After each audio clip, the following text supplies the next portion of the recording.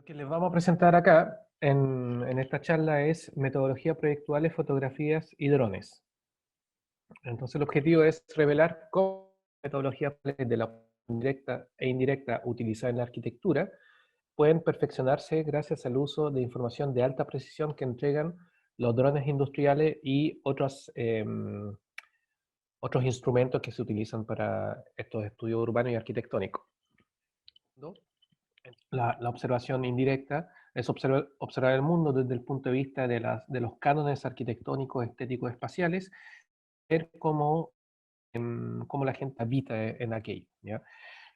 Y esa observación indirecta se utilizó como concepto para poder problematizar, para poder justificar las operaciones formales y arquitectónicas de los proyectos que desarrollan los arquitectos que utilizan esta metodología.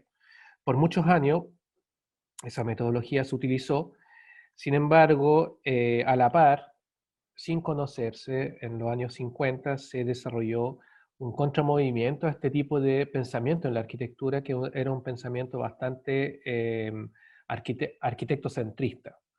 Entonces, los situacionistas desarrollan un movimiento en el cual se tiene que superar esta observación arquitectónica donde el arquitecto es el único que intérprete y comenzar a interactuar con el entorno y interactuar con la sociedad, ¿ya? Entonces, ahí se empieza a aplicar la observación indirecta que ya utilizan y ya desarrollaban los antropólogos desde la antropología estructural de Lévi-Strauss, y empieza a generarse un híbrido que hoy está más vigente que nunca cuando se habla de metodologías participativas, ya sea para diseñar espacios públicos o diseñar equipamientos públicos o inclusive diseñar viviendas, ¿ya?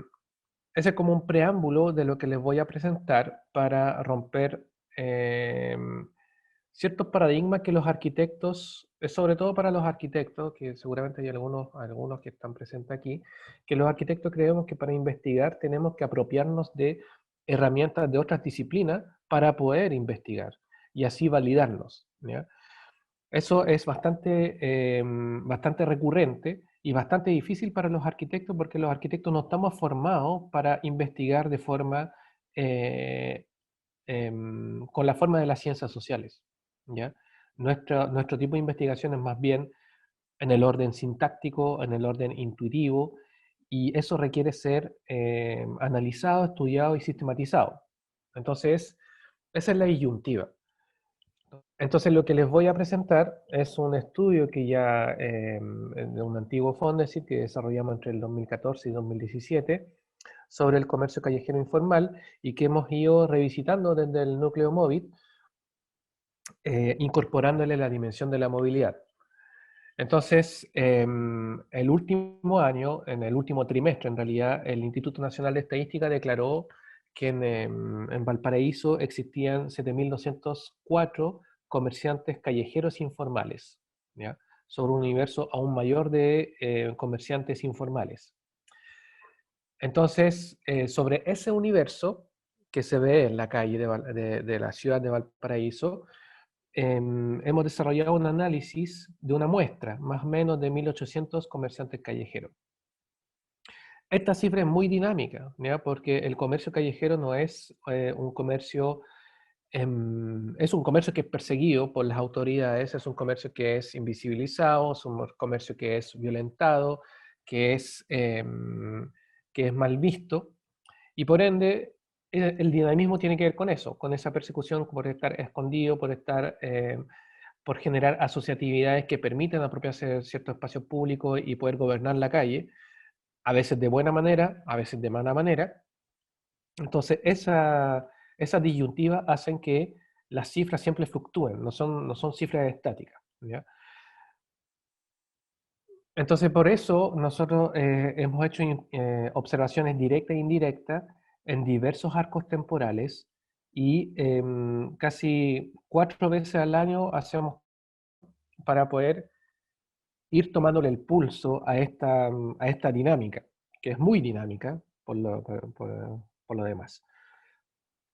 Entonces aplicamos encuestas cerradas aplicamos entrevistas, que son ya enfoques clásicos, pero también aplicamos lo que nosotros llamamos una prospección urbana, unos levantamientos planimétricos de las apropiaciones. Y esto es muy importante porque nos permite calcular y dar una cifra cuantitativa real de cuánto espacio público se utiliza en metraje cuadrado y en metros cúbicos, ¿ya? Y esto es muy importante porque es uno de los aspectos más em, relevados por los mismos entrevistados, que son los mismos comerciantes, ¿ya? Que hay siempre pugnas espaciales por el uso del espacio para poder vender sus productos. Entonces hacemos levantamiento planimétrico, en el cual hacemos un desglose de, de las estrategias de apropiación asociadas a los instrumentos de localización, asociadas a eh, a las espacialidades que los mismos comerciantes utilizan para poder instalarse. Luego incorporamos el uso de drones y que esto es muy polémico el uso de drones por un tema de invasión de la intimidad, ¿ya? Yo sé que eso es un tema que está muy en boga, pero ya vamos a debatir sobre aquello. O sea, el uso de dron yo lo justifico desde un punto de vista científico, ¿ya? El buen uso, ¿ya? Un punto de vista científico y humanitario, y no con un punto de vista de control, ¿ya? O sea, el dron no lo utilizo ni para controlar ni para gestionar, y algunas veces algunos organismos públicos me han solicitado imágenes, les hago esa salvedad, y que cuando yo estimo que no es apropiado el uso que le van a dar, simplemente les digo que no. Entonces el uso de dron lo utilizamos para hacer un análisis primero de la carga del espacio público, cómo se utiliza, para poder hacer una cuantificación métrica, ¿ya? Una cuantificación matemática, para poder dar al final, saber cuánto es el espacio realmente utilizado por el comercio callejero informal versus los otros usos del espacio público.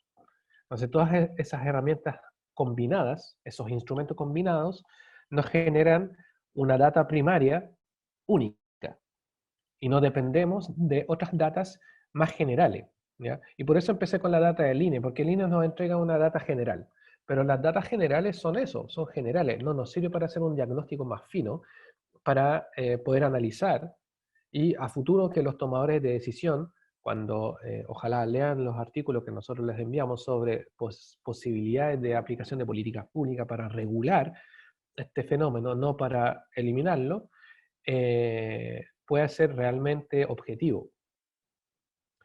Entonces, de ese análisis, nosotros les vamos a presentar, de esos levantamientos, les vamos a presentar 4 análisis. Primero, la saturación del espacio público desde el supuesto uso o de la aparición del comerciante callejero informal. Luego, las trayectorias habitadas, como los comerciantes callejeros, con un análisis de 13 comerciantes callejeros, habitan sus trayectorias desde, lo acotamos desde el lugar de la bodega hasta el lugar de su puesto de trabajo. Luego la heterogeneidad espacial del comercio callejero, ¿ya? Pudiendo apreciar las diversas espacialidades asociadas a los rubros, pero también asociadas a las historias de vida de trabajar en la calle, ¿ya?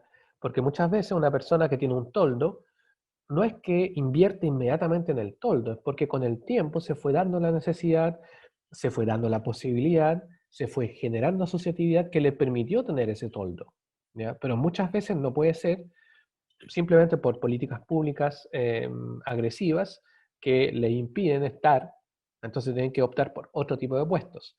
Entonces, esa heterogeneidad espacial está muy asociada a la historia de vida del comerciante callejero que trabaja en la calle, a la asociatividad entre el comerciante callejero y a las políticas públicas aplicadas sobre el comercio callejero en cada comuna.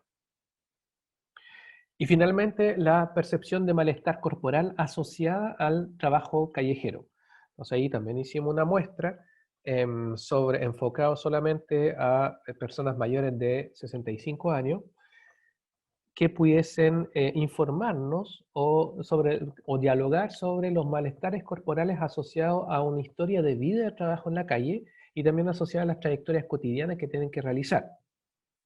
Entonces aquí lo que podemos ver es que el comercio callejero no es lo que más ocupa espacio, sino que en este caso es el estacionamiento de superficie. Entonces, aquí en el indicador que les presentamos ahora, podemos ver que la cuadra G, la cuadra E, C y B son las que presentan mayor saturación de comercio callejero. Y esto es interesante porque son las zonas donde hay estacionamiento de superficie.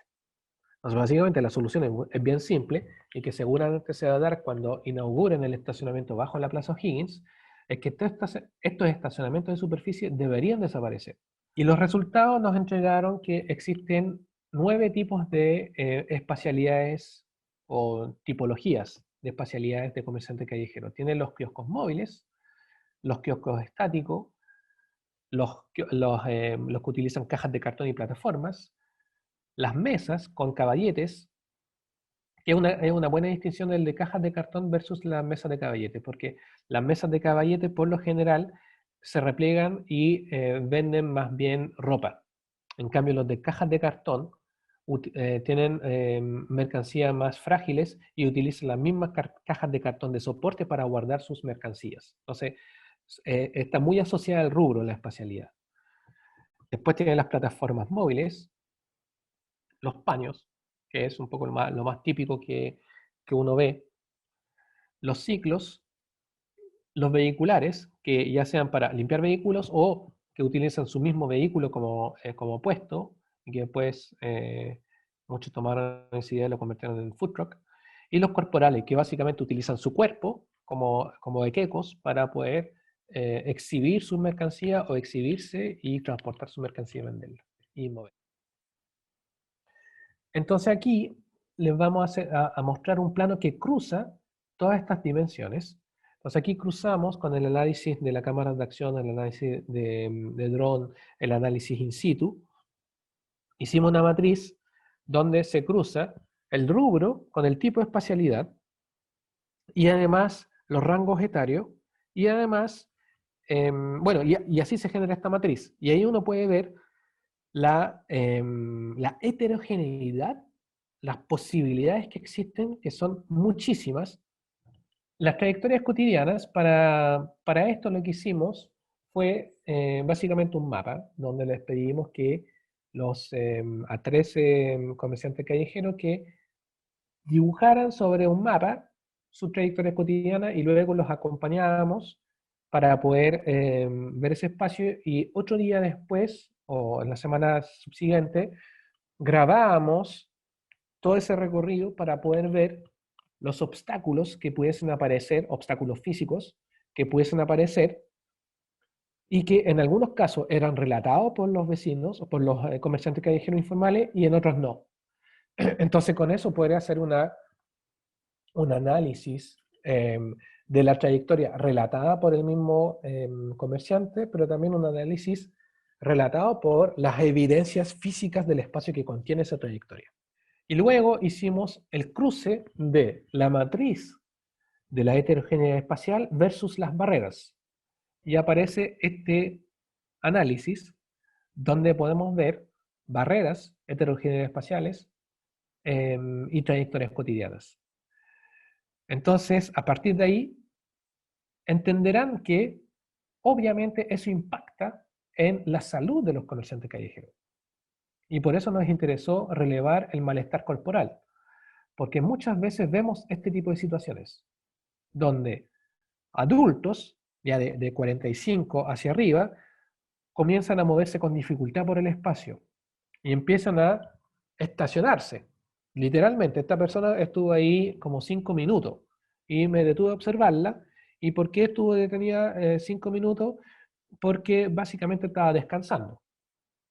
Porque trasladar todos esos baldes y hacer su puesto de flores era complicado. Entonces, se detuvo en una señalética de tránsito. ¿Y por qué se detuvo ahí? Básicamente para poder contener y vio que estaba ese poste entre medio que es una barrera y lo utiliza como una facilidad para apoyarse.